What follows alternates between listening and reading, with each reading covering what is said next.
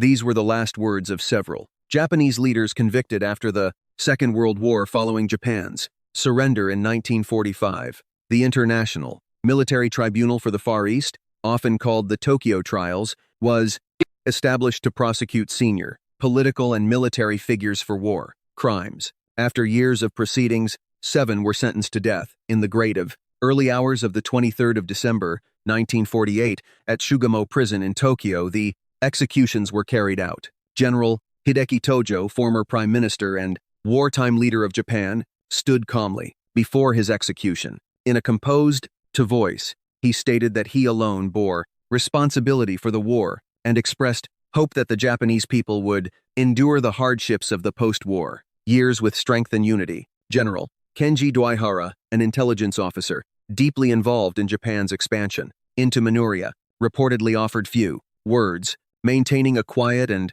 disciplined demeanor to the end. General Iwan Matsui, commander, during the fall of Nanjing, declared that he prayed for peace between nations and hoped that Japan would rebuild itself through moral renewal. Others spoke briefly of loyalty to the emperor and expressed gratitude to their families. Shortly before dawn, the sentences were carried out. Unlike the dramatic outbursts heard in some European trials, the atmosphere in Sugamo Prison was described as restrained and solemn. Their final statements reflected a mixture of acceptance, justification, and appeals for national unity, marking the closing chapter of Imperial Japan's wartime leadership.